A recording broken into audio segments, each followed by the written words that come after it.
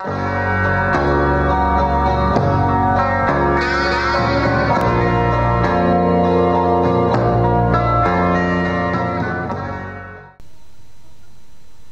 everybody.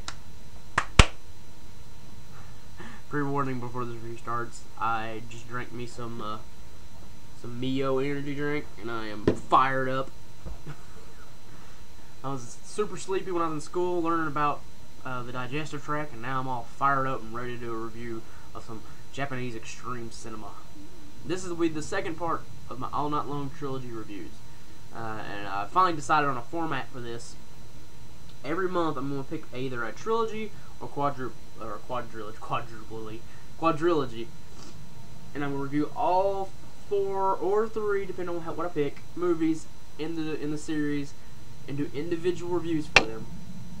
And then I'm going to, at the end of the third or fourth, depending on what I pick, video, I'm going to wrap it all up, give my thoughts of the series as a whole, and rank them from my favorite to least favorite.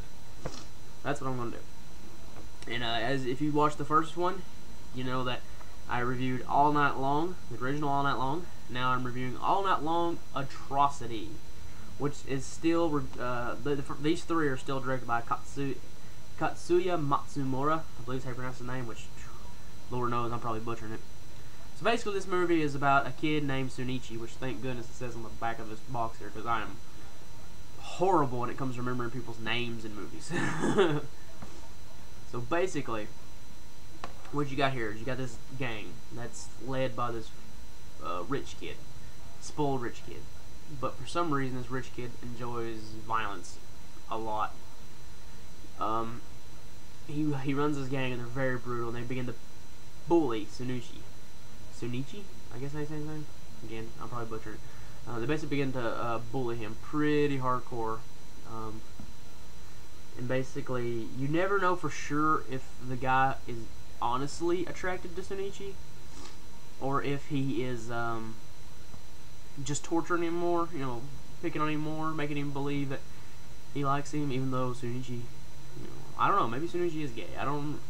They never take it all the way. You don't know in these movies. So basically, he gives him this option, saying that, "Oh, I can't control this gang no more. They got minds of their own. But if you give them, I can't remember how much money it is. It's a lot.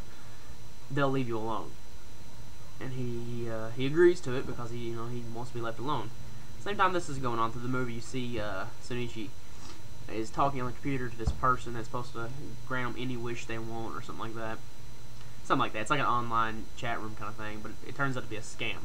And when he goes to go meet up with the person who's supposed to give him the money, they don't show, but 2 other guys do show.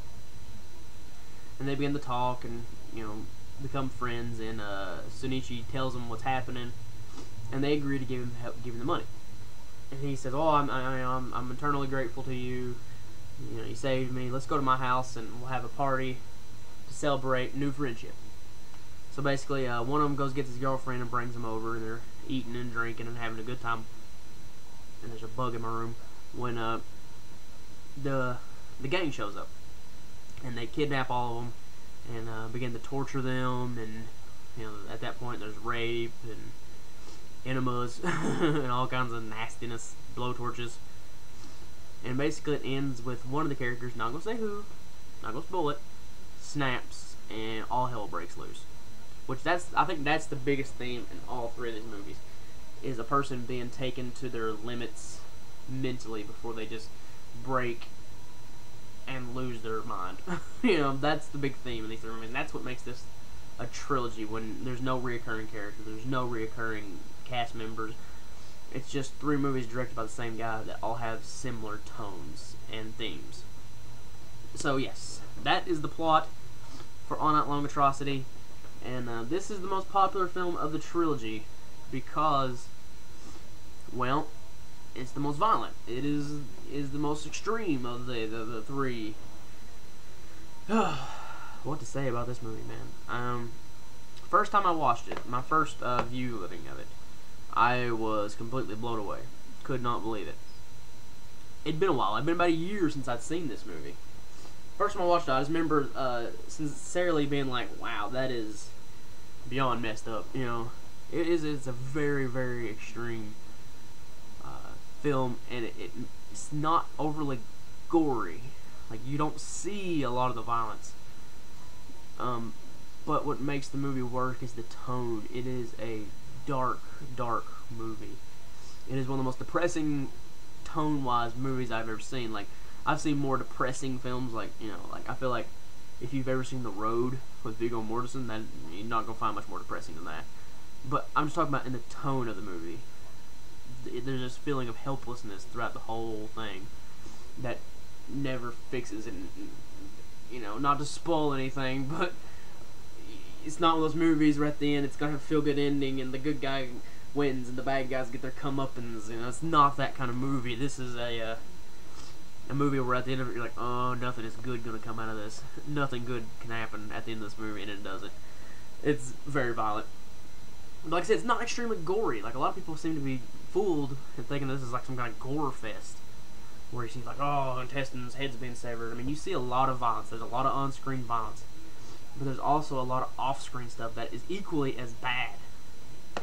A slight spoiler, but I want to talk about the scene because this scene is one of the most powerful moments in the movie, where the 3 other gang members, while the leader is with Shinichi, is beginning to attack the one guy's girlfriend while he's sitting there, and she's screaming and stuff, and the camera cuts away and cuts back after it's all said and done, and he's still sitting there, and they're gone, but on the bed the sheets are covered in blood and poop, and it is just, I saw that, and you never see anything happen, but just seeing him sitting there staring at where his girlfriend was and just imagining what had happened to her was absolutely just horrible. I'm pretty sure I envisioned in my mind something far worse than what the director could even showed me. And that is one thing that makes this movie stand leaps and bounds above the rest in a lot of people's eyes, I think, is because it does allow you to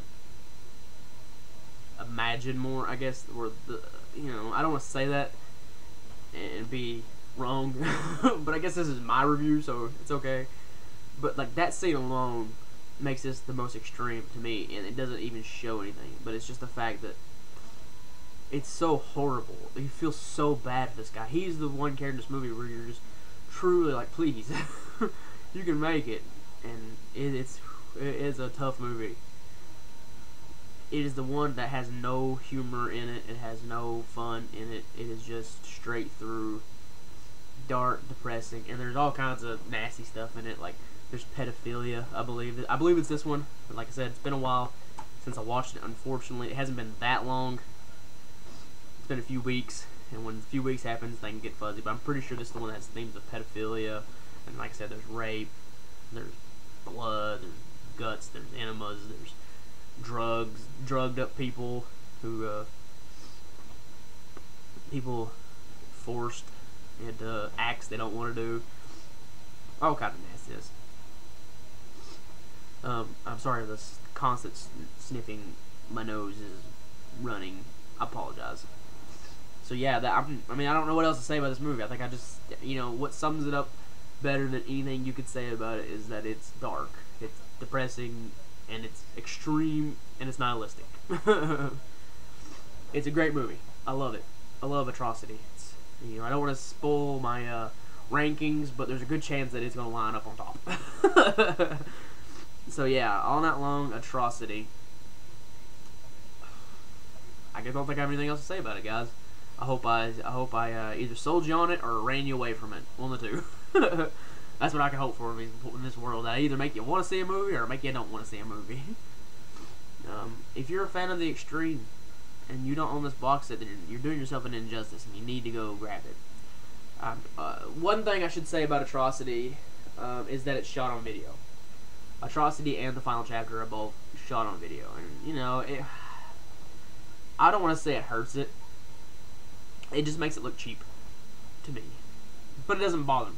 I like shot on video stuff, and especially at the end of the movie when all the really nasty stuff begins to happen, it makes the movie feel more voyeuristic in a way, or like it looks like you're watching someone's home video of this happening.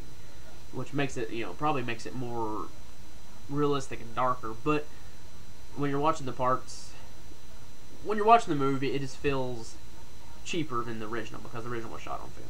So that's one downside. But if I'm going to rate All Night Long Atrocity out of 5, I'm going to give it a 4.5. It's strong. It's very, very strong. So there you go, guys. All Night Long Atrocity. I reviewed All Night Long. There's only one more to go, and that's All Night Long, the final chapter. And I'll wrap all the series up as a whole. And then I will... what in the world is going on there? Sorry, guys. And then I will rank them favorite to least favorite. So thank you guys for watching, and keep checking back. And I appreciate the support, guys. So see y'all later.